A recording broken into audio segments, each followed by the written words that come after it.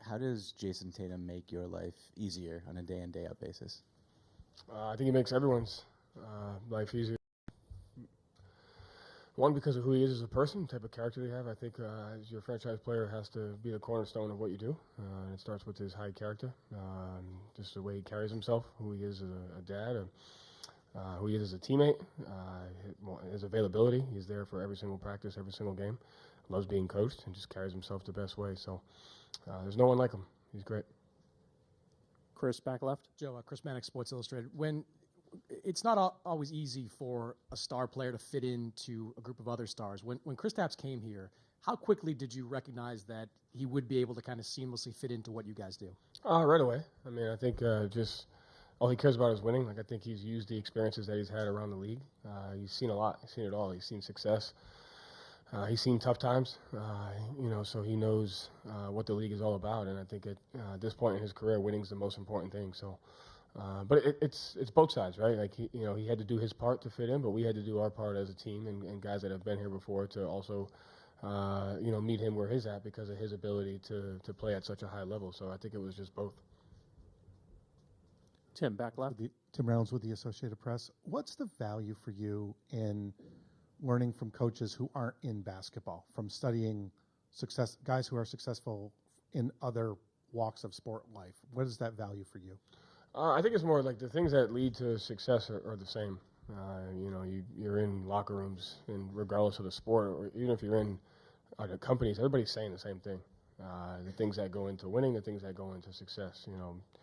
Toughness, togetherness, connectivity, the mindset you bring. It's all the same.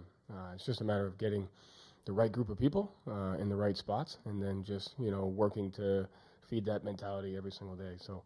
It's definitely, you can learn from anything and everything. So, you try to stay as open-minded as you can. Standing on the left. Joe, Zach Cox, Boston Herald. How is Jayson today different than the player he was when you first got here? He's every year he just has the open-mindedness to get better. And so if you have that, you're naturally going to be different. But also, like, from the first time you were there, you've just been through other stuff. We've been through success, we've been through failures, we've won, we've lost, we've had pain, we've had triumph. So, you use the things that you've been through every single year to just make yourself better on and off the court. And that's kind of where we're all at as a team is just using those goods and bad to use us for where we're at right now. Up front. Hey, Joe. Shane Neal of Forbes Sports. With Drew defensively, I think a lot of people point out the physical attributes and his capabilities in that regard, but what is he like as a communicator and from the mental side on defense? Yeah, he can process information. He can process situational basketball. He has an awareness to what's going on the court. So he has an innate ability to just communicate that in real time because of his ability to just kind of take that all in. Who has the ball? Who's the matchup? Where's the help? What's the spacing? Who can you help off of? Who can? When can you make a play? So he's just got great instincts, and that allows him to kind of just communicate at all times. Gary, next question. Joe, Gary Washburn, Boston Globe. Now that you're so close to the finish of the journey, how are you kind of taking it all in? Are you trying to enjoy this? Are you locked in, focused when you're at home with the kids? Like, how are you kind of digesting hour by hour? Because it's been a long wait. And then before this ultimate kind of cage match that, you're UFA, see a guy, you can relate to that. Yeah, I would say this is not the end of the journey. The journey is for however long you're alive. So, this is just one piece to that. And regardless of what happens, you got to wake up the next day and do your job. So the journey will, forever be there. So you're just ready for it. So you do everything within your control to prepare for it, mentally, physically, emotionally, spiritually. And then tomorrow you just get after it. And then the game, the environment will tell us what we need to focus on, where we need to get better, what we need to do. But the most important thing is just kind of, staying even keeled and staying poised. And I think that's something our team's done a good job of throughout the year. Second row over here on the left. Hi, Joe. Alder Alma from philstar.com. You've been here before 2 years ago, but as an assistant coach, what has changed in your approach now that you're the head coach, and what did you learn from that NBA Finals experience? Yeah, I had a good seat, had great perspective in that, and I think the biggest thing you learn is like what goes into winning in the NBA Finals is the same as last series before that, regular season, preseason, practice, training camp. It's the details, it's the execution. It's the ability to take your mindset and your body to the next level. The toughest team will win. The team that makes the most plays will win. and the team that can execute the details at a high level will win, and it's no different. That's the biggest thing he took. As we were going through that series against the Warriors, the things we kept coming back to were the things that we kept talking about the entire year: the margins, the details, the fundamentals, the way you go about executing at a high level. Mark, back right. Coach, Mark Spears, ESPN's Landscape.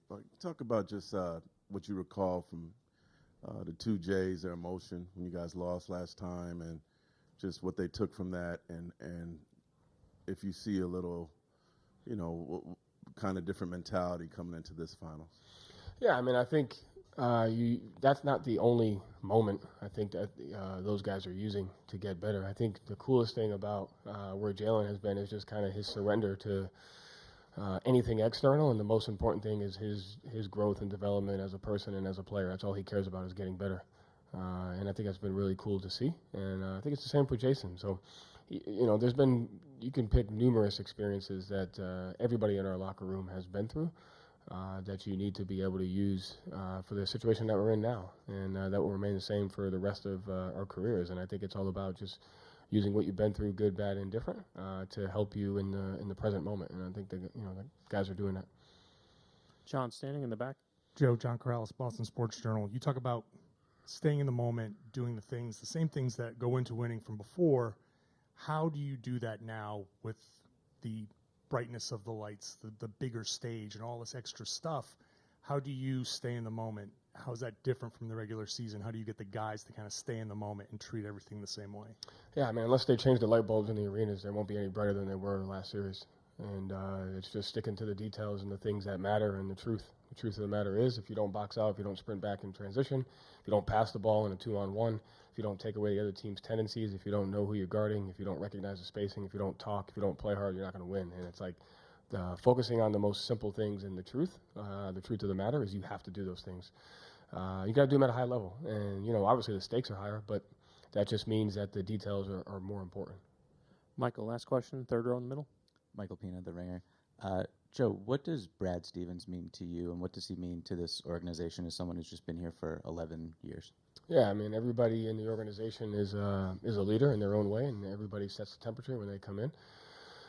Brad giving me my start, hiring me, empowering me from day one as an assistant, and giving me some of the opportunities that he has, but also the way he carries himself. Like I've always had a lot of respect for how he went about coaching, how he kept family and his family balance number one, how he treated people number one, and that was always more important than whether there was a success or a failure. And I think he kind of spearheads the leadership and the temperature of the building just as everybody else does.